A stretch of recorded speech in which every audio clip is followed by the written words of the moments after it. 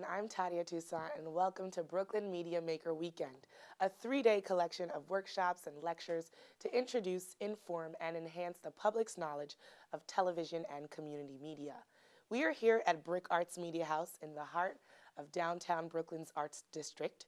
Today's theme is Do It Yourselfie, dedicated to all of you seeking to build a media career from the ground up with your own 2 hands. It's all about affecting change to everyone around you and exposing the truth to those who need it the most.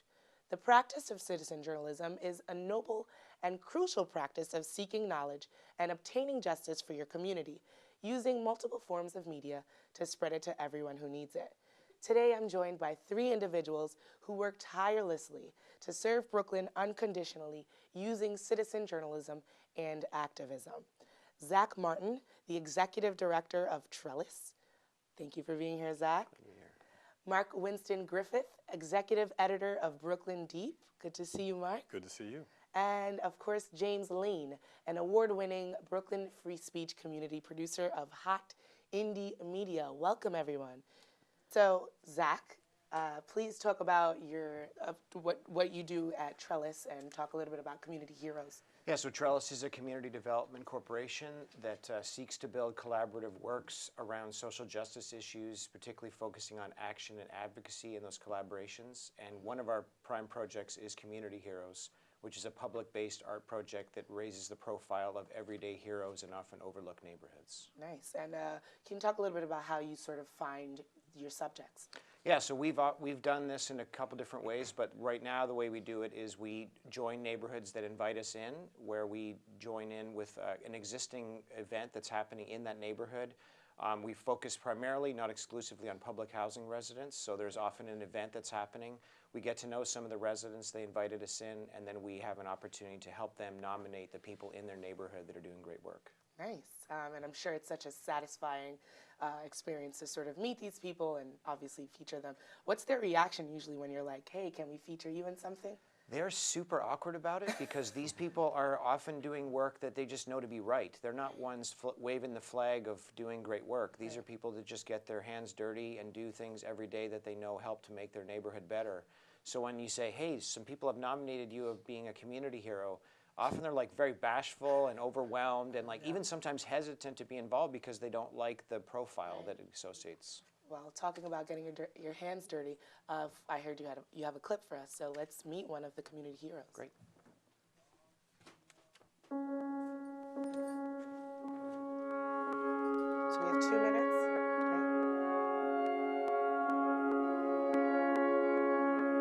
The first moment that I realized that I lived among brokenness was watching my grandmother help with someone who had overdosed. And, you know, you see everybody running and screaming, and I don't know what's going on. It's frightening.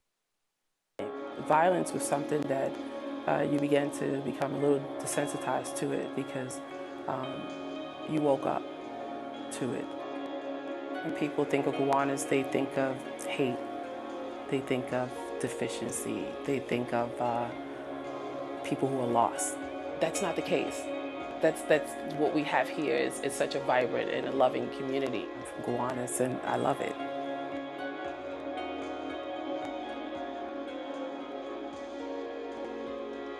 When I think of a community hero, I think of those seniors that were out there, those moms in those buggies standing on Hoyt Street fighting for traffic lights. I think about those social activists who walked through our communities and decided that we needed a community center, that we needed health care. I know that there's a lot of things that have happened that necessarily didn't have anything to do with any kind of political figures that may have come in. It had to do with the people who were here, living here every day. My grandmother was huge on service. Like, her big thing is about, like, you gotta give back. And so everything that she's given to us and that we watched her actually live that, there's no other way. Like, we know. So I've decided that that's gonna be my life. Hopefully that someday I'll inspire someone else to say, these people have done it, I can do it as well. So this is not about me. It's not about Gowanus. It's about everyone just stepping out in the world and making this a better place. Amazing. Thank you for all the work that you do. Mark, How fortunate are we to have you here today? Thank you. Talk about your line of work a little bit and what you do over at Brooklyn Deep. Sure. Well, I am the executive editor of Brooklyn Deep. I'm also the executive director of an affiliated organization called the Brooklyn Movement Center, which is a community organizing group. But the Brooklyn Deep is a citizen journalism, storytelling, and investigative platform that sort of tells the story, documents the process of change and gentrification in central Brooklyn. That is Black and brown, Bedford-Stuyvesant, Crown Heights, Brownville, the surrounding area. And really just trying to chronicle that change from the perspective of the people who are being impacted by it. Right. And we're going to touch on citizen journalism in a little bit, but if you can just broadly sort of tell me, what does that mean to you? To me, it means people, again, who are being impacted by issues, actually doing the inquiry and investigation around how it impacts them, and then releasing that information and releasing that storytelling and analyzing that for a wider audience. Nice. I know you have a clip for us. Let's take a look. Sure. Sounding how you sound and talking how you talk is a big deal. And for us at Brooklyn Deep, if you come in the door and you have things to say, we're going to let you say it, as long as we can fact check you. Brooklyn Deep is a hyper-local investigative news site based in Central Brooklyn that is interested in letting Central Brooklynites be the owners of their own stories. If you go to Brooklyn Deep, you will find audio and podcast. You will find still photography, documentary, long-form articles, research. It tells the story of Central Brooklyn and the displacement and gentrification here in a way that no one else can and no one else will. The processes that are driving change in Central Brooklyn right now are really complicated. And so it is important to take those processes and unfold the complexity of them and make them public, but to do that from a really hyper-local perspective. So much of the idea around Brooklyn Deep is citizen journalism. What does it mean for people who consume media about their neighborhood to actually also be the people who create the media? There's no pretense, and there's no trying to get people to do or sound or look like something that they're not. We look like Brooklyn. In Brooklyn Deep, who is centered, who is most important, are those people who have been passed over, who are oftentimes invisible, and in some ways are seen as disposable by gentrification. You know, now that there's so much, I guess, quote unquote, diversity in the neighborhood, and so many people that I used to know are no longer there for whatever reason, you know, it feels a little bit less like a place like I grew up in and less like home. The project that stuck with me the most has been Third Rail. Feels like it's just such a fun place that the organization has chosen to be able to talk to people about their experiences and really just create journalists out of everyday people. I listened to the podcast, and for the first time, actually a few months ago, I was just stunned. I got a chance to really listen in firsthand on a story about gentrification from the point of view of a 14-year-old. My favorite part about the Radio Rookie program being connected to Brooklyn Deep was the close partnership I had with Verlin. I think everyone has the feeling of thinking that their life isn't interesting enough to be something that other people want to hear about. Verlin and Brooklyn Deep in general really helped me realize that any story can be important. The first step in someone feeling like they have authority to tell their own story, right, is to be asked. The medium is the message. That is trying to harness different perspectives. Brooklyn Deep is a model, and it's a petri dish sized experiment that when it works and when it succeeds and when it starts to grow is something that every community should be adopting. Anyone who's done journalism will tell you that this shit is labor intensive, it's hard, it takes time, and if you want to do something in a way that's complex and is innovative, it's going to take time, it's going to take human resource, it's going to take talent. Support Brooklyn Deep so more kids like me can tell their stories. Your support of Brooklyn Deep will help us listen. If we don't listen, then we don't understand where everybody's coming from. And if we don't understand where people are coming from, it's not going to be a very livable place. And it's not going to nearly be as great a place to live as Brooklyn is if we can't figure out how to listen and talk and communicate.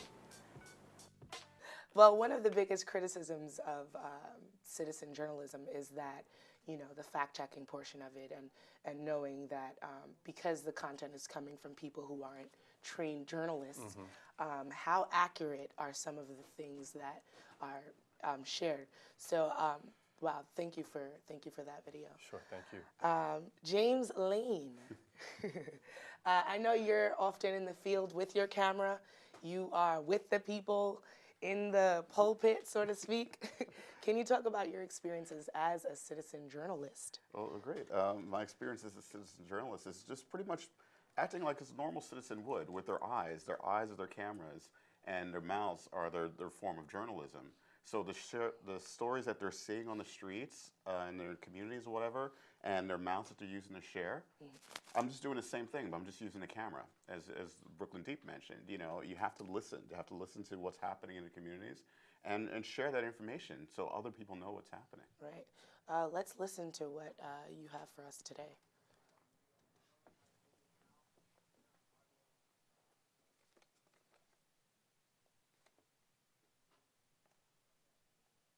When there's floods and earthquakes and all sorts of disasters, who goes in? Where are the rich? We do not really need them. All right? So if they all died tomorrow, nothing would change. Everything would just get better. We're not going to let them do it. How's that not possible?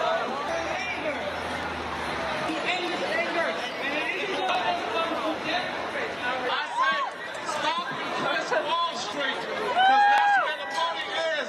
That's where the crooks are. And they took your $800 billion, and in 2009, they had a $61 billion profit on Wall Street. In 2010, they had $28 billion profit, and they're projecting another $20 billion profit on Wall Street. I say tax the rich and take the other crooks and put them in jail where they belong. Tax the rich! Tax the rich! Tax the rich! You son of a...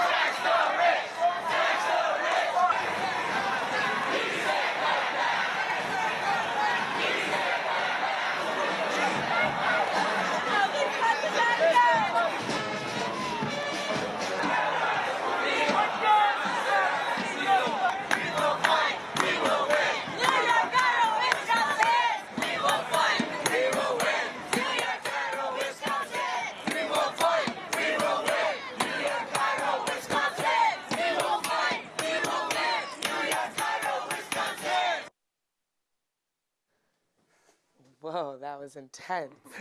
You was in there partying with those people. Well, it's intense, but it's also fun. Right. I mean, that's why I wanted to capture all of that. That's what I see when I go out in the streets. I see people that are passionate about things, and I see that actually know how to have fun with it as well too, but actual pass through those messages. Right. The term citizen journalist, I know we've been itching since before we even started to sort of talk about what that means and how it's such a broad thing, and obviously it means something different for everyone.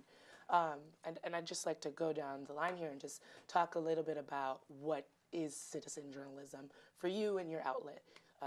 James, why not? Let's start with you. With me. Well, as I mentioned before, like citizen journalist is about, actually reporting the truth. I shared a story earlier. I don't know if it's okay to share now. Of course. While I was out there with my camera, this footage was actually after the Arab Spring and before Occupy Wall Street. So you see a lot of the signs were all about things that happened in the United States and Wisconsin, when they actually took over the government. The people took over the government because of all the union busting and stuff that was going on there. So this was like a very important time in our history where the community and the youth and the unions all realized, like, this isn't about like one person or an administration or whatever. This is about a system that needs to be changed. So when I was out in the street in September, when Occupy Wall Street was kind of at its height, there was me, a reporter from like RT, which is Russia Today, and corporate media. I forgot it was like CBS or NBC or something like that. And the corporate media person asked one of the protesters, had like, black mask and whatever, why are you here? He said, well, because of the disparity between the rich, the 1% and the 99%, and the way the structure keeps, people down and whatever, and it profits off of that loss. And then he walked away, and the corporate media person turned to the video guy and said, we can't use that. Editing right in the street. Right. Meanwhile, me and the Russia Today guy took that footage and aired it. And shared it because it happened. Because it happened. Exactly. So when you have your corporate media, which is owned by the corporate masters that also have their hands tipped in the pockets of politicians, you sort of have an idea of which way stories are going to go. Right. So. Right. Having come from journalism school, I know that there's so many rules that journalists have to sort of go by, whether something is newsworthy. I guess that's kind of the conversation with the citizen journalism, and letting the audience decide what they want to do or how they want to interpret occurrences that happen. So Mark, if you can talk a little bit about over at Brooklyn Deep, obviously you guys have residents who are non-traditional journalists contributing. Talk about that a little bit. Well, it gets to what you were saying before. You went to journalism school. I actually taught at journalism school. I consider myself a journalist, and yet what happens is that it creates this distance between us as sort of these passive consumers who are getting our news from sources and these news makers.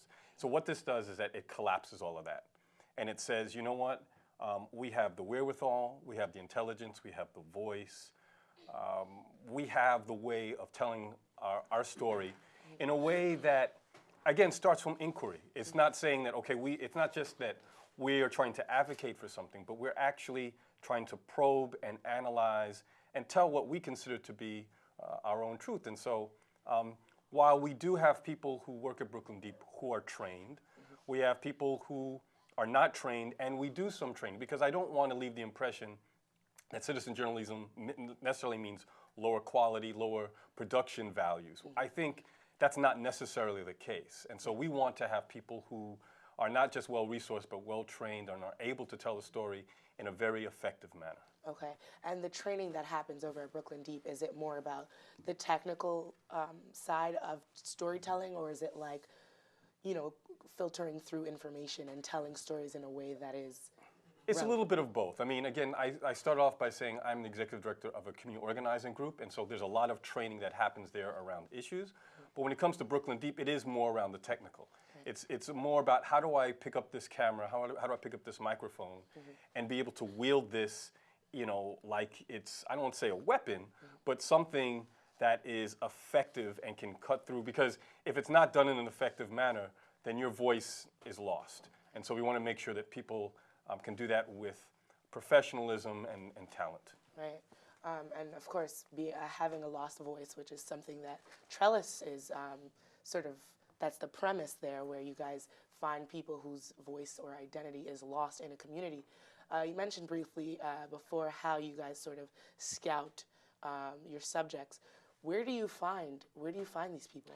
Yeah, well, to the first point of citizen journalism, we come at it from a very different lens. So the idea of like citizen first of all, we understand that a lot of the issues that take place in our city are because we're not good neighbors. We don't know our neighbors. We don't know how to interact with them.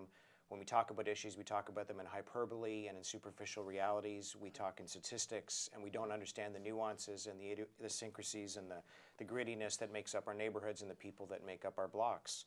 And so, so we want to help people be better neighbors. That's where it starts. And then the second part is storytelling. Journalism is often, not always, reduced to just information sharing. We're in probably the most information savvy, in the history of the world, the generation with the most information at our fingertips. But I would say that we're not getting better. Like, the community's not getting better. And so for us, it's about inspiring what's possible, right? It's not just a matter of giving information, but inspiring what's possible. What does it look like for people to get their hands dirty and start to see change happen in the day-to-day in their local experience?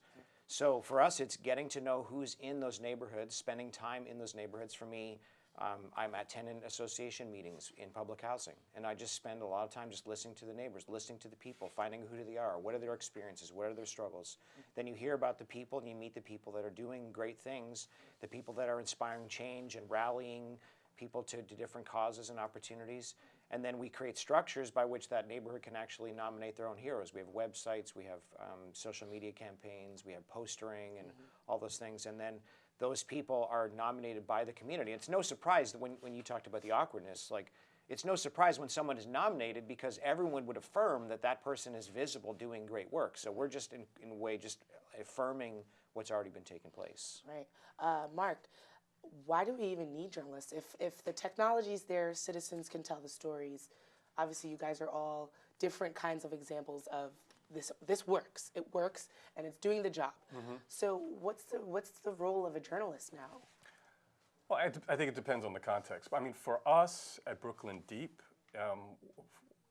as someone my family has been in Central Brooklyn for several generations, coming from the Caribbean, and seeing right now, sort of culture and faces that have been there for generations sort of disappearing in front of us.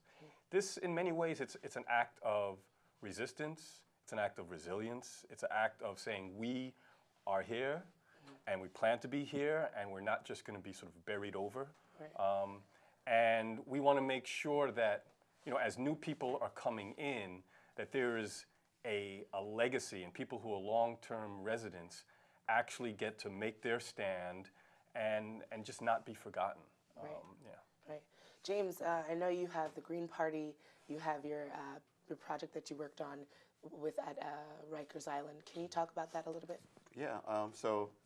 Well, as the Green Party, I've been a Green Party member since 2000 when I first found out about it. I was never part of any other political party, because growing up in Harlem and seeing politicians in my neighborhood, they don't really care about me. I mean, they keep going around asking for votes, but they're not changing anything in the community. And so that's part of why, like, in the back of my head, like, citizen journalism is so important, because people don't know these things. So as soon as I found out about the Green Party, then I found out about the Libertarians, Conservatives, and all these other parties in New York. So that's part of why, I'm representing the Greens, but I represent alternative parties and alternative movements in the streets. So for the Green Party, for an example, we have 4 pillars of, ecological wisdom, grassroots democracy, nonviolence, and social justice. So those are things I believe in strongly. So a lot of things that I report, even if it's not Green Party focused, it still touches on those 4 pillars, right. Because that's me. I care about ecology. Like, I have things from the BP oil spill, right? After that offshore drilling rig happened, there was a huge situation where the cleanup process, people were dying from the chemicals that they were using because they weren't properly trained and outfitted. Because if they wore the hazmat suits that they needed, then it would raise the escalation of how severe that thing was. So the people told them, don't wear these things, so people don't know how bad it is. But all those people were getting nerve damage, and nobody was reporting on it. So I actually sent somebody with my personal money to Washington, D.C.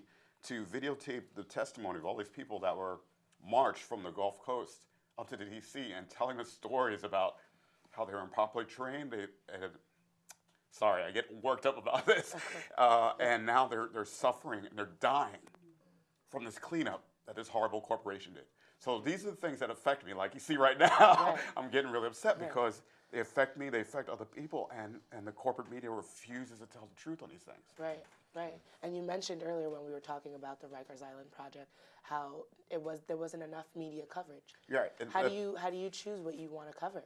Well, I mean, for me, I mean, my only filter on choosing is what I can cover is what my job will allow me to take time off for. Right. I mean, I wish I didn't have to work a day job. I would just be out there in the street all the time because there's so many stories.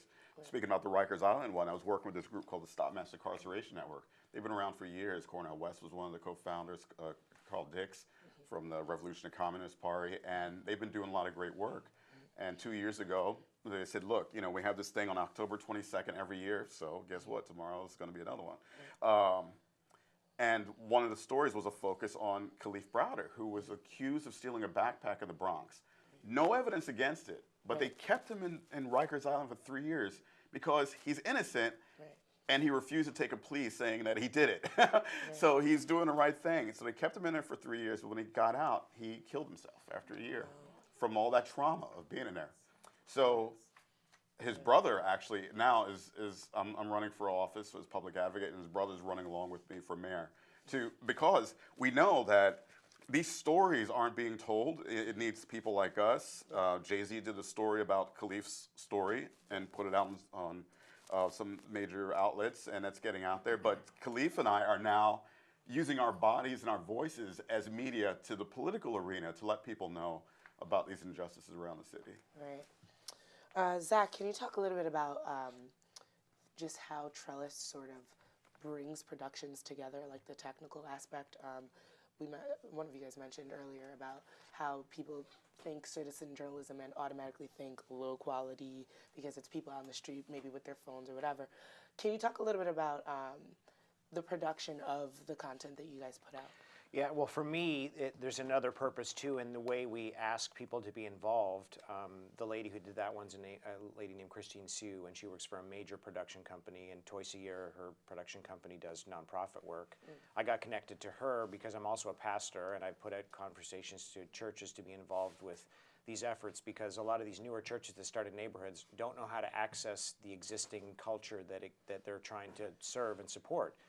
And so, particularly with this, we invite them to come in and hear the stories of the people that are making up what makes Brooklyn great and what has made Brooklyn great for a long time. And so these are often professional photographers, professional videographers. They work other jobs doing these things. And my goal is, as a white man, to bring them into these places where they would likely not have access and not have opportunity to hear these stories, and reorient how they think about these places in Brooklyn. But these are professionals, so they come with real, the gear and the know-how and the expertise. And Mark, over at Brooklyn Deep, we just saw the beautiful fundraiser. How's funding going? What's the response like from the public? Are people interested in the kind of work that you guys are doing? You don't have to talk about the specific numbers. Sure, but I'm glad you brought it up, because there's so much that we focus on the content and the stories, and yet the truth of the matter is it's difficult. What's the point of it if no one is consuming it? And so the distribution aspect of it, the production aspect of it, is extremely important. And I find that we spend a lot more time and energy in the production in creating, good media, but very few people are actually consuming. And so, if I had my wish, it would be to have the resources to make sure as many ears and eyeballs are focused on Brooklyn Deep as possible, that we find streams to get it out there. Because at the end of the day, media determines who and what is important out there in the world, right? When these corporate media outlets, when they choose who to focus on, that implants in your head, okay, that is worthy of my attention. And so we have to demonstrate that we are worthy of attention. And the only way we can do that is if the masses of people are able to consume it. Right. James, being that you probably shoot your own stuff, come up with your own story ideas, and you've created a platform, how is that sort of working for you? Do you find that some days you're like, I wish I could be giving this content to someone with a bigger name? Well, like I said before, I wish that I could be self-sufficient with that. You know, it's really tricky. In 2008, I was actually in a pretty good position because I was getting a lot of, so Hot Indie Media started off as Hot Indie News. It was a website. I was getting a lot of traffic. I was getting a lot of revenue through Google AdSense at the time. Wow. And so I was able to actually hire 2 full-time people and had an office. So they were all working on producing content, and it was a great thing. But then the industry had a bust after the big Wall Street crash, and the banks merged, and forget about it. So ever since then, I've been struggling. And actually people that I was like, I can't support this infrastructure anymore. And so I was paying them out of credit cards until they got something else, you know, because that's the kind of person I am. So I'm still paying off their debt, but, you know, now they have better jobs. And it's amazing, too, because like we're talking about, yeah, people have this idea of citizen journalism being like this kind of low quality, whatever, the writing, production. But I'm following all these people on LinkedIn. And like I had about 100 writers at one point that were working for me. And seeing where they are now in their journalistic, it's something. Even though I'm still paying bills for them, it's something that's so self-fulfilling to see these people started here, and now they're senior editors and publishers and video editors at this and that. It's really great. So I was just glad to provide that outlet for them. Okay, this is a sort of floating question. Not everyone wants to be a journalist, so sometimes you might have a resident, a citizen, someone who has an amazing story. How do you guys get them to share their stories? Whoever wants to take it. I mean, for me, you're often there's an advocate or someone, an ally, who's brokering the conversation. So there's already some like hand-holding that's taken place where they kind of know what to expect. But particularly for me, having done, again, I did radio broadcasting in school, and so there's also a sense in like you're just making the person comfortable, like remembering that ultimately what we want to do is, I was telling these guys before, like often these stories that we want to highlight are just shared face-to-face, right? And when that conversation ceases, unless some way it's cataloged, it disappears. So I'm trying to empower that person to remember that like this story is a way for us to capture the history of your family, of the situation, but just deflating it in a way that's like, this isn't about like pomp and circumstance, this isn't about profile, this is a way to celebrate and remember. So we just get in a room, we spend a lot of time just getting to know them and let the cameras roll, let the audio, the mics roll, and then go from there. Yeah, and for you, Mike? Yeah, I would say that you're right. I think there's some people who are shy, some people who don't consider themselves media makers, but I would argue that the vast majority of people do want to be heard or want their story to be heard. Or is it just the angry people? I don't know. I don't think it's just the angry people. I think that if you go to anyone, if you're a savvy media maker, what you find is a way to unlock what's going on inside them. And while at first they may be very reticent, they put up a wall, but once you tap into it, it can start to flow. You know, we have something on our podcast called "Tell 'Em Why You're Mad." It's a segment at the end, and you're right. I mean, there's nothing that gets people frothy and going. You know, like asking what they're mad about. But just as there are people who are mad about things, there are things that are going on all around them that folks just want their neighbors to know as well. And so I think that's how we do it, and we've been able to recruit a lot of people just by offering that. And just to add to that, there's a great organization in Harlem called Fortune Society. It's a post-incarceration transition house for men and women coming out of prison. And they basically started with an organization just having the table, what they call as the table, and they just have a conversation that starts the day with how are you doing? Right? And so we know with marginalized populations, systemically oppressed populations, they're put in situations where they're just receiving things. They get a handout, they get a number. And so just creating opportunities for you just to ask people, how are you doing? Like that lights go on because they've just never been given that opportunity to express themselves. So often, to agree with Mark, like just creating space for people to say, this is how I'm doing, this is what I think, this is what I feel, you get tons of great stories there. Yeah. I actually start off every interview I do with, hey, what's up? And they're like, the cameras are rolling, what are you doing? And I'm just like, you have to build that trust. And I'm sure that that's a big issue in citizen journalism is, I'm sure, James, you can speak on this. You're not CNN, or maybe that's not a trustworthy, or you're not, a notable platform, at least not yet. So how do you get trust from your audience? How do you allow your viewers, people that are consuming the content that you create, how do you allow them to know, like, okay, James did this, I know this is what happened, it's not bent, there's nothing deleted, there's nothing that was missed. How do you get that relationship going with I mean, my relationship, like I said, it starts from, like you said, hello, how are you doing? That's how, you know, the camera at that point, like if it's on my shoulder or on a monopod or whatever, that's just an extension of my conversation. So what I just do, I just approach somebody, hey, would you like to talk about what's going on here today? You know, I have to admit, one of my hardest stories that I haven't done yet, that I really want to do, is with my mother. Long story short, I was adopted, and I didn't know this till I was 23 years old when both of my parents had died. And then I found out by the clerk of the surrogate court office because we found adoption papers. So then for 25 years, I tried to find my mother.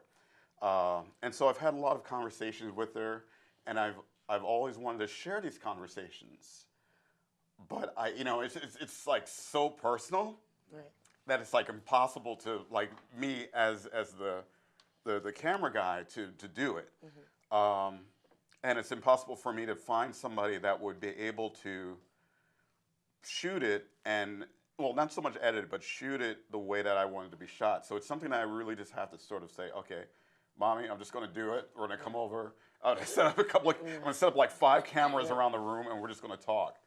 And from that talk, maybe we'll do it. But it's something that's like, because she had such a rough life and to that point where she, you know, she sadly got raped at 14 and had me then. So traumas from that point on, and actually earlier in her life, and how it affects me, and how it affects my half-sisters I found, and their children. I mean, it's generationally like this. So it's a lot of trauma in that story, and it's something like you see right now, I'm like, oh, I'm wincing at the idea of doing it, and it's something I've been playing with for like the last 4 years when I found her. But it needs to be shared because people just don't know. They don't know in New York State that people that are adopted, born in New York, are not allowed to see their original birth certificates. Wow. 40 states in this country do not allow the right for adoptees to see birth certificates. So other injustices against adoptees, international adoptees that are brought from other countries, many of them are not U.S. citizens. So now everyone's all worried about deportations. I'm like, guess what? International adoptees have been getting deported for years. Now your people are waking up. Let's address all these issues. So yeah. So it's a long answer. Sorry about that. No. Definitely intense. I last year had the privilege of working in Haiti for 6 weeks, where I was meeting people with all sorts of stories, as you can imagine, from a country that has had so much going on. And you know, my parents are Haitian. I was born here. I speak the language what I thought was fluently, and even when I got there, you know, it's this sense of belonging. Like, I thought that I'd be able to connect with them because I can speak the language. You know, I was brought up in a home with the culture, and even when I would, you know, share, if I approach a subject and I would say, you know, hi, I'm so and so, I'm from New York, and blah blah blah, and I'm really, you know, captivated by your story. Are you open and willing to speak to me? And there was that barrier of like, first of all, they can tell just by looking at you that you're not from here, you know? And so all they know is they're used to the CNNs, the HBOs coming in with a big camera in their face, and there's no fairness. There's no, hey, how are you doing? You know what I mean? And so you have to really be mindful of how you approach your subject. So I say all that to say, when I approached my subjects, and I was denied so many times, and that for me was a surprise. And it's just because, again, if you're not living it with them, they're like, who are you to tell my story? But had it been a neighbor, you know what I mean, to tell the story, or maybe someone that they know or something like that, I think it would have changed the dynamic of how they would have said, you know what, maybe I can tell the story because I trust you. Yeah. So, so that's definitely something to keep in mind when telling these stories. Any of you guys have any final comments that you want to share about today's topic, citizen journalism? Well, just to piggyback on that point, what was really powerful for us the first round we did this, particularly in Gowanus, we've done it in Fort Greene, Gowanus, and Crown Heights. And when we did it in Gowanus, sitting down with all the people that we were interviewing, you talked specifically about the tension, particularly with the public media outlets, is the idea of like you can feel exploited, right? Like people are coming in and they're going to use this story to sell tickets, to sell whatever, right? And our lens is always empower, right? It's to give them a voice, to know that it's possible to live in the midst of the brokenness, to inspire what's possible and what's beautiful. And so to hear them say that I feel empowered and encouraged after having had these conversations is we're nowhere on the right track. But there can be there's this tension because you go in and you tell these stories and without sort of the idea of like, I'm in this with you and I actually want you to tell your story so other people join you and encourage you, then it can be really quickly exploitive. Of course, of course. Mark? Wow. A lot to soak in. Yeah, I wasn't quite prepared. Oh. The only thing I would say is there's a lot of competition out there. That is, with the advent of social media, there's just so much competing for our attention. So I get it that citizen journalism, when you compare it to corporate journalism, it's really not even a fair fight. Yeah. I guess what I would say is ask people to consider other sources, to support those sources, and make space in their lives to listen out for their neighbors and to find out what's going on, not just out there in the world, but literally on their block. Yeah. Nice. And James, Yeah. you're in the field. I'm in the field, yeah, I guess. Yeah, so it's along with that. I mean, the most important thing is, like you said, finding out what's happening on your block, getting tuned into your local media outlets. Like, you know, BRIC here has a great facility for anybody that's curious or has an idea of, I want to share stories from my community to a larger outreach. You know, there are programs here on creating podcasts. I don't know if they have creative writing ones, you know, for producing your own studio show, your remote show, or whatever. There's many opportunities here. You know, like for me, for example, like I said, everyone knows, Green Party guy, wear it on my chest, or whatever. But like I said, I don't just stay with that. It's everything that's under that platform I report. And my Hot Indie Media, like I said, it was born from Hot Indie News, which was actually a site that we created because I'm in a band. And it had other bands that were always saying, we're never going to be in Rolling Stone, we're never going to be in Spin, we're never going to be. I'm like, you know what? Then let's create our own website. Right. And feature our bands, our friends' bands, and whatever. Exactly. And then from there, we do independent filmmakers that say, hey, can you write a thing on us? So we promote that. And so that was a resource for independent movies, music, politics, and more, because we'd have everything on there. And so Hot Indie Media was brought from that as an alternative voice to mainstream media, and also a forum for creativity and activism. Yeah. Because in that clip I showed you, what I love about that is, you know, you have the speeches, you have people either getting produced signs or writing signs from their hands. You know, there's something about a handwritten sign that has so much, that's community media. Right. That's citizen journalism. Like you're saying, this is the reason why so many people are poor right now, is because they're not taxing the rich fairly or whatever the issue is, you know. So find your voice first, you know, and then find a medium that works with you. Like me, I'm horrible at writing. Like I could sit in front of a computer for like 6 hours and, you know, to write something that I think I want to send out to the presses, like a press release, I can't. But if it's a forum like this, you know, I'll just talk and share, and because it's from my heart, you know, and people like it, you know, great. If they don't like it, that's fine, you know, but because it's from me. Right. I'm all about low-hanging fruit. I think, I love the term go big or go home, but sometimes you have to go small, because the small is where you find the relatability, the connections, and it's what you can identify with, because not everyone can go big or go home. Thank you guys so much for being here. Thank you. You guys are great. And our lovely in-studio audience, this would be the time if you guys have any questions. My name is Hans Garrido-Orléans, journalist, and hosting 2 television shows at Union Night Television, Haïti Future et Politique et Société. My first question is going to Zach. And, you mentioned that you said the neighborhood needs to be better. And what type of education do you will provide in the community to make them become better? And my second question is for Mark, Brooklyn Deep. And what type of investigation do you do in the community to reduce crime and our neighbors, for our children who are using drugs? And also, do you will help the lawmakers and the politicians to make some laws to reduce that? And my third question is for you, James. And I'm very touchy about your last,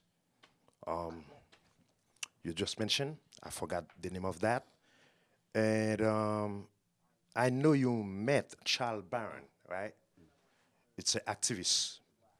And you will be a part of a Green Party very soon as public advocate. What you will bring for us to change our lives, and also don't make politicians play with our future. That's what they said. Loaded. Oh, here we go. love those. We're gonna get it in. We're gonna get it in. All right, let's start. My question, my answer is pretty simple. We're an incubator project, so we really are doing a lot of the work of trying to build out what we want to do. And so one of the things we're trying to do is put together, for lack of a better term, is a toolkit that we introduce to each community. And the long-term goal is, particularly through youth, through connected to opportunities like Brooklyn Deep and BRIC, is to help the youth tell the story of the neighborhood long once we've gone. Because if we continue to do this work in every neighborhood, it becomes overwhelming. So we want to build through grant making and other things, create product and opportunity for programming for particularly the youth. And one of our really important things is letting the young people and the old people hear from one another, right? And so what we want to do is build collaborations where we have programming where the youth are going to hear the stories of the older folks that have been in those neighborhoods, hear of the strengths and the weaknesses, the struggles, the beauty, the history that's made up that neighborhood. So we've been working together with some grant-making opportunities so that we can create programming so that once we're gone, and then beyond that, what we want to do is we want the flavor of the community to come out in the product, right? Because we have our own sort of standard structure of how it works, but long term we want the flavor of that neighborhood to be a part of the whole production. So how it's produced, what it looks like, that we do banners also and we do portraits and all those things. So how those portraits look, all those things where we want the community to take on the flavor of what the final product will look like. So those are some of the things we try and do to empower the community long once we've gone. And your question to me was about what kind of investigations we do and to what extent do we report on crime in the area and work to help lower crime. I would say that, it's important to understand we're a tiny organization. And we don't try to take on all of that. We don't have beat reporters. We're not reporting day to day what's happening, nor that's not why we were started in the first place. It was more around not only social justice, but around gentrification and change. So that is what we're focusing on. To the extent that crime affects that, that is something we're interested in. To the extent that, for instance, that the police have a particular presence in the neighborhood and affect the enforcement of gentrification, we're interested in that.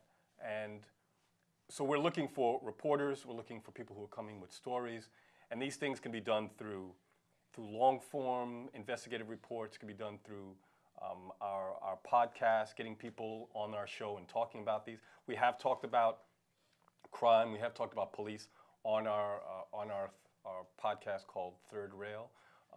So those are issues we're interested in, but not necessarily from the perspective that you're coming from. We're not the New York Post or the Daily News.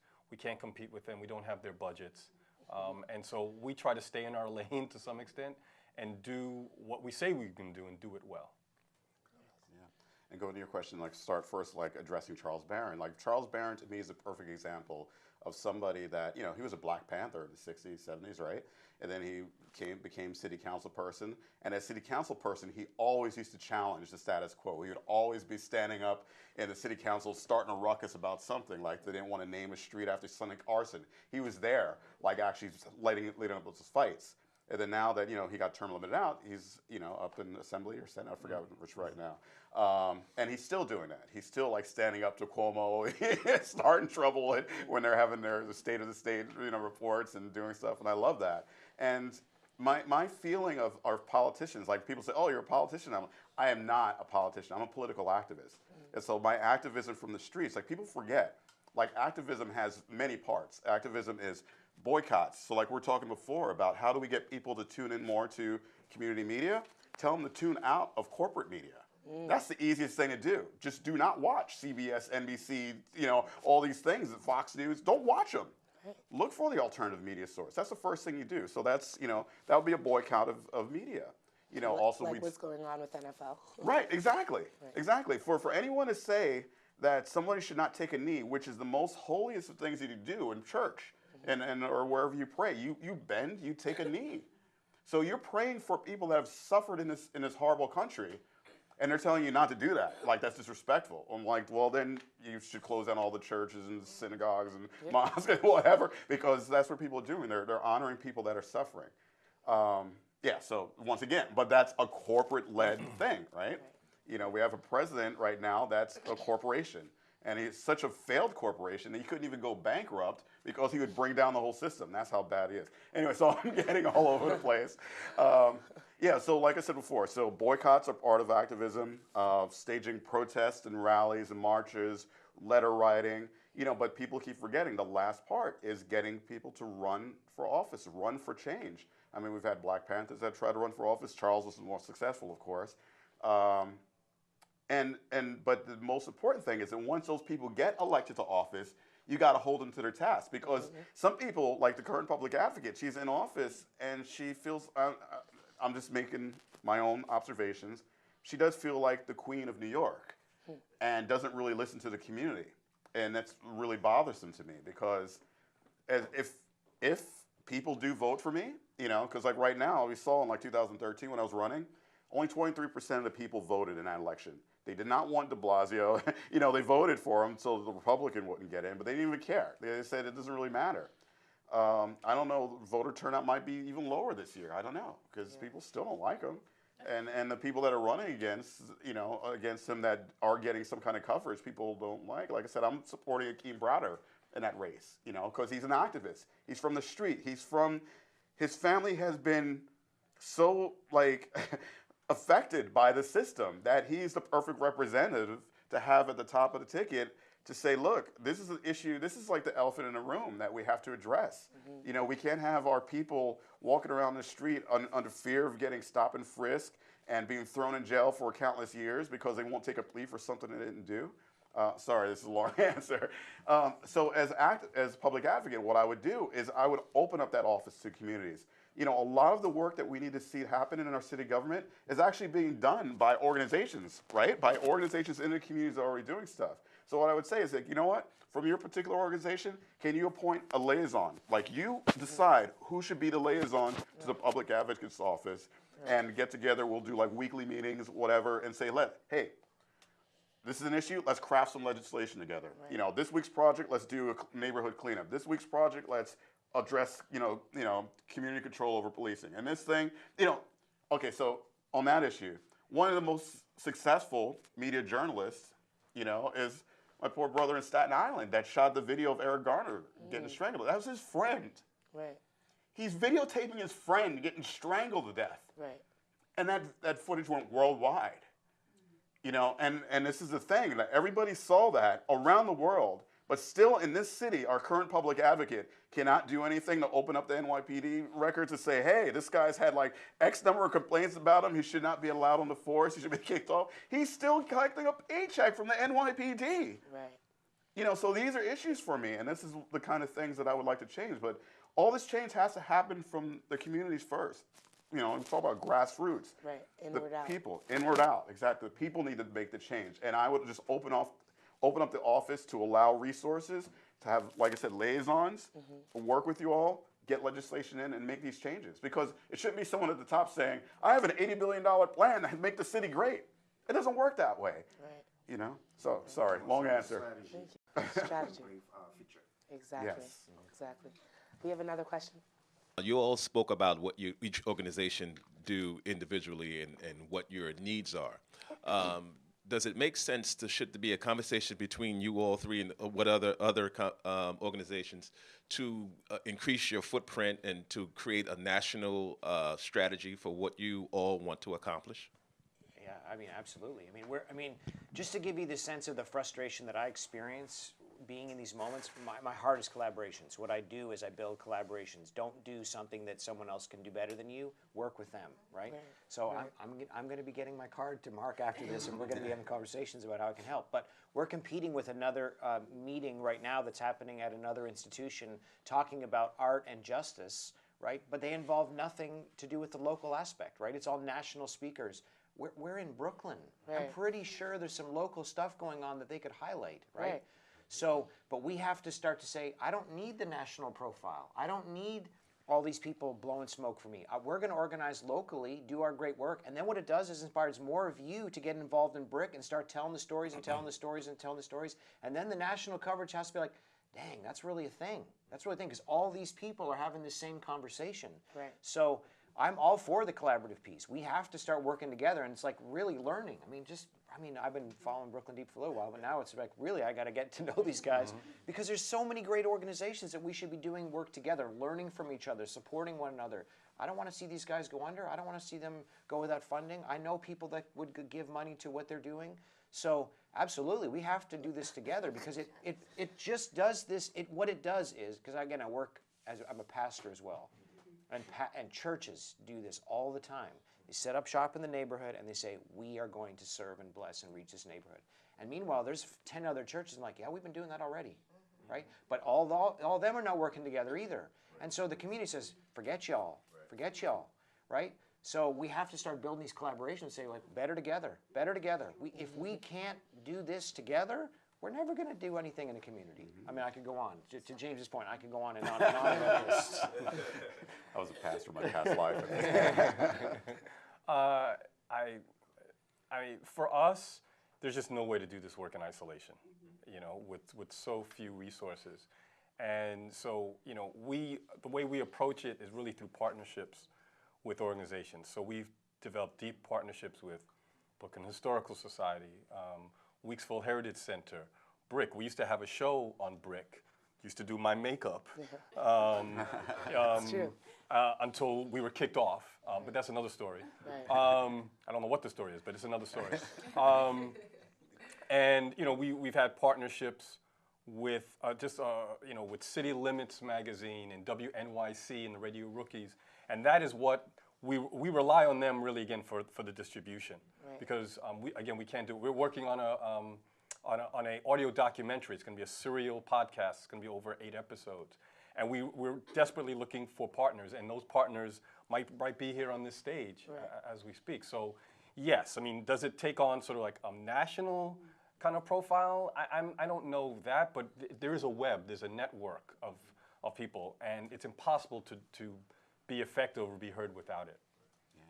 Yeah, and I'm just going to make it really short because that's what you're saying exactly right. We just have to form collaborations. Like, you know, if it wasn't for this forum tonight, I wouldn't even have been able to meet you two. And I do want to exchange information with you. And like I said, I can't do Hot Indie Media Presents on my own for, you know, but I would love to contribute if I could do anything, either financially or content, or if you need contacts for, you know, activists or whatever that I know of that are in Brooklyn, you know, put you in contact. I could do that kind of stuff too. So working together, right, is better. It's all about collaboration. You guys are doing a wonderful job, and I do want you guys to know that not only are you being heard, but we see you. Thank you. I appreciate that.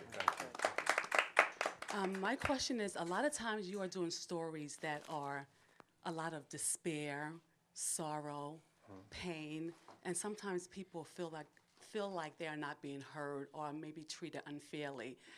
Is there any situation where a story that you guys have highlighted has shown some happiness and joy and success that has come out of that?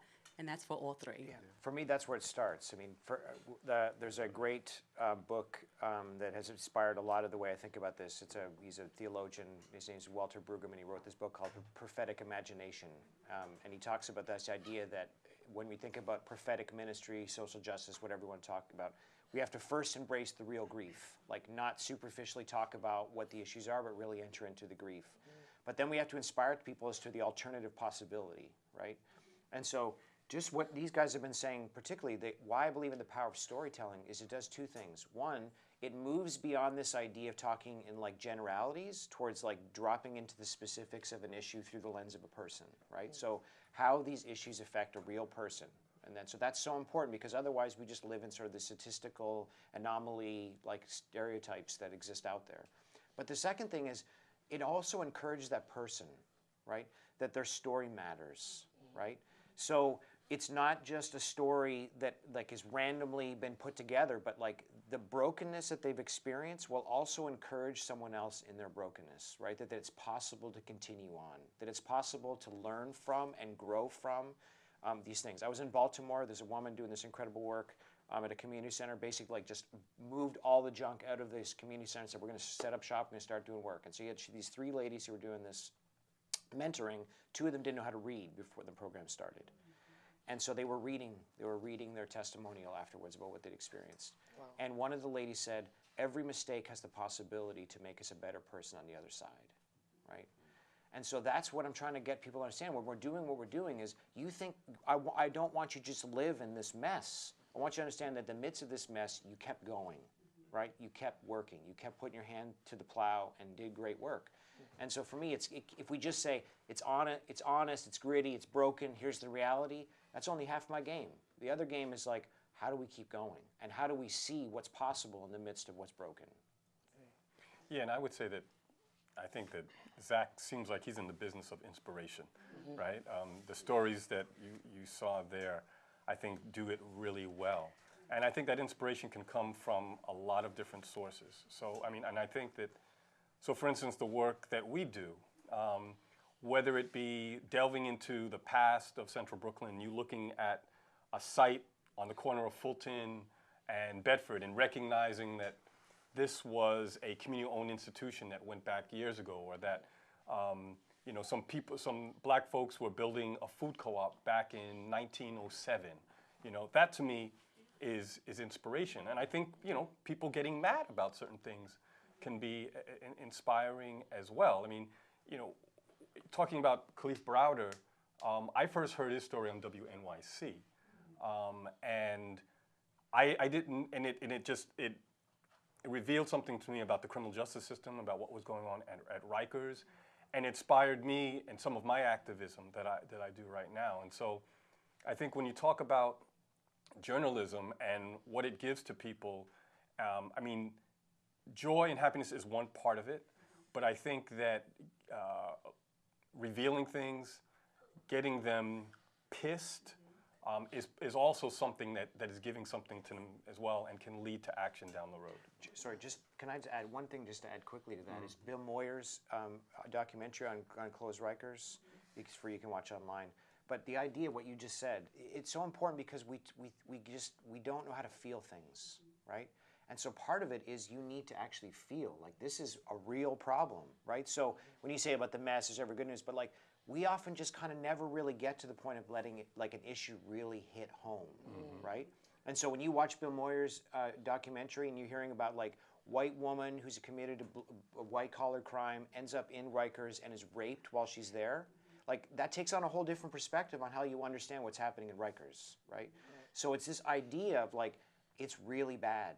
And you can just read a news story and think it's bad, but when you hear it through the lens of a person, you're like, this can't stay the way it is, right? It's not just like some New York Times, WNYC article out there. Like this is a person. Like this is a person being affected by these realities, and we need to feel that.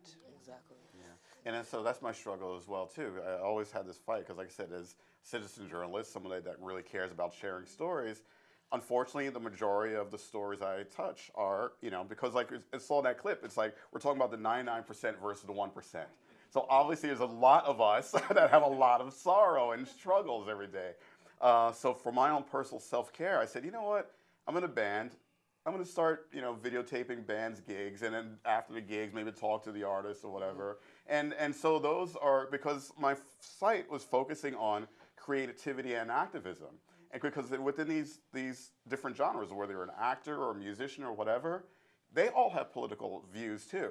And maybe they're not out there screaming or whatever when you see them at that particular moment. They have things that they love too. So there is a balance, and it is sad because when you're told to like put together a 3-minute clip, it's hard to bring that balance in. So I said, look, here's something I did before I actually had a real editing system. I was editing on iMovie. It's like chop, chop, chop, chop, chop, and here's my 3-minute. And so that's why I love that clip. I'm like, wow, I did that back in 2011. So like for example, one of my favorite clips, I could actually share it to you. I sort of have it hidden on my Vimeo account. Is my band was playing with this all-female thrash metal trio from Brazil, right? So it's very like, oh my God, I have to interview with them, And so from day one, like I'll show you the interview, it was just like, I literally just came from a Green Party convention in Houston, Texas, like the day before, just jumped out of the cab. And I had my friend there say, hold my camera. He didn't even know he was going to be videotaped. I said, hold my camera. And I was like, hey. And I even pronounced Fernanda's full name. I said, this is Fernanda. Like, I couldn't remember her last name really quick. And we just, like, took the interview from there. And she was like, oh, don't worry. I'm a chatterbox. It's great. And then we just, and you'll see just this natural banter. But then we talk about the music. We talk a little bit about politics. We talk about, and so there is a balance in all these conversations because we're all here. Exactly. We have struggles, but we're not always walking around with clouds. We do have happy times. Right. Yeah. Long answers. And I'll also say too, our podcast. If you listen to our podcast, there is a segment on there that says, "Tell them why you're mad." So that is part of it. But most of the time, we're in community, and we're laughing with one another, and it's really a celebration of ourselves. And there's so much joy that comes through it. So I think that if you want to inspire people, you want to tell the story of a community, you have to capture all those dimensions, and that it's really a whole people. That's the story that we're trying to tell. Okay, great. We have time for 2 last questions here. Well, I wasn't going to say anything, but listening to some of the questions, it got me all chopped up inside, like needles are sticking inside me. I'm original Black Panther. I marched with Charles Barron. My brother is Sonny Carson. I marched with Medgar Evers first, Martin Luther King second, Malcolm X third. But before that, we were fighting racism. Now, Harriet Tubman is my great-great aunt. And I'm here now, 79 years old plus 9 months. And the whole thing that's going on with us as a people is a lot of racism with churches, with politics, and all this sort of thing is our downfall. We got to stop being animals. Back in the days, they used to call our women heifers, cows. Today, they call them the B word, right? The guys using the word, my nigga, my nigga. You know what I'm saying? These sort of things that I'm out here facing as an activist and a producer, this is a problem that we have to change. The preachers and things, they don't get out here in the streets like we do and talk about solutions. Solution is we got to stop acting like animals. We got to stop taking whatever they tell us. These politicians, we vote them in, then we leave away from them. We don't call them, we don't go to them and make them do what we vote them to do. This is what we have to do as a people. It's not about white, black, blue, green, and gray. You know what I'm saying? But that used to be what we take for to keep us apart. Before Medgar Evers, we were coming up, it was white and black were fighting each other, but then there was some whites that was fighting for us. Then got up to Malcolm X and got up to Martin Luther King, et cetera, et cetera. The whole thing is we as a people, we got to understand that we as human, we have a right to do what we want to do, but make those that we elected in there do what we need them to do, or get them out. Like Donald Trump, for example. You know what I'm saying? He do what he know he can do because people don't say nothing, people don't do nothing. CNN and all them, 360. I told them all the time, y'all talk that stuff to keep the stay on in the TV thing. Get that man impeached. You're not talking about things. He's not paying his taxes before he became a president.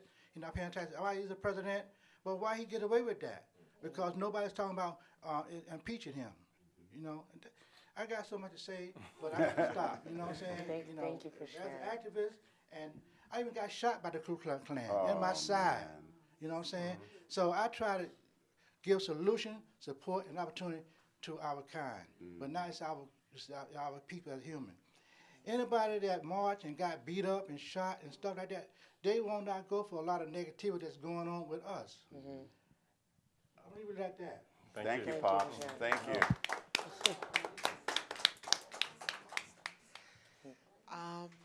Hi, my name is Bernadette Gerard, and I am also with Union 9 Television. It's an online TV. And I'm Haitian American, born and raised here, like you, to Haitian parents. And my first experience was in 2012 when I first went to Haiti. And just like you, very fluent in the language.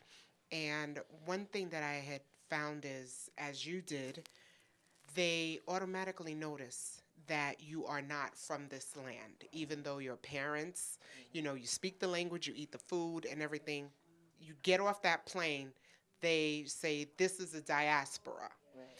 And what I wanted to know is, in terms of the civic journalism, how is it, because Mark, in your clip, I saw Antonine Pierre.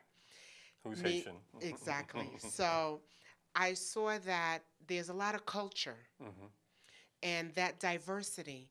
How are you, each individually, connecting the various cultures in getting the messages, the stories that are coming out from everyone that you meet, everyone that you sit with? How do you connect those cultures for everyone to be able to understand where each other is coming from? That's my question. That's a great question. Deep. I have a pastor friend in Queens, and you know, again, as a majority culture person moving here from Canada, I'm originally Canadian, been in New York for almost 10 years. He says, you know, don't move to New York for the culture and then call 911 on the culture. Right. Exactly. So, I mean, for me, it's learning to celebrate, listen, participate in the rich diversity. I mean, I'm a public housing resident advocate, and there's lots of talk about privatizing and removing public housing. And I'm telling people, anyone who listens, like, to remove public housing residents from New York is to lose part of the soul of New York. Right. So, for me, it's trying to help people understand that we need each other. Like, for me, again, as a pastor, I try and tell people, your experience of who God is only as diverse as your experience of humanity, right? So if you're only hanging out with people that only look like you, that's the only perspective you're going to have about the beauty and distinction of who God is. So I have to broaden my perspective of humanity to get a bigger picture of what my Creator looks like. So all those things, participating in, listening to, celebrating, rejoicing in the beauty and diversity that makes up our neighborhoods, and particularly thinking about those residents and those neighbors that don't have a voice and helping them have a voice. I mean, for me, again, it's not just empowering. This is another pastor friend saying, it's not just a matter of empowering neighbors to help them be better, but I also have to be disempowered. I have to give away power. I have to put myself in positions of servanthood so that other people can be elevated. So there's all those complexities that are part of the work that I do to help people see the beauty that makes up our city. Yeah, I would say that we just try to be very intentional about it. That is, about who and what we're representing through our media. And we don't think of it just in terms of ethnic diversity. We think of it in terms of, and not just diversity, but stakeholderhood. That is, who has an interest here, who has something to gain and something to lose through these conversations. And so it's not just in terms of ethnicity, it's in terms of gender and gender identity. It's around sexual identity and making sure that queer voices and LGBTQ voices are centered in our work. It's making sure that there's age diversity. That, you know, if some people in Brooklyn, been here for 5 years, think that everyone is, you know, 28 years old and from Portland, you know. And what we're trying to get folks to recognize is that, you know, there are people who've been here for generations, and so making sure those voices get in there as well. And, you know, as a community-based organization that is primarily Black-led, I mean, it's open to everyone, but we're very explicit. And when I say we, I'm not talking about Brooklyn Deep now. I'm talking about the Brooklyn Movement Center, which is the community organizing. It's a membership-based organization. We're taking people in. We're giving them a stake, a piece of the organization. And so we just have to be very intentional about making sure that is inclusive of as many people, black people, people of color, in the central Brooklyn area as possible. Yeah, that's an amazing question. I was like, wow, how do you do it?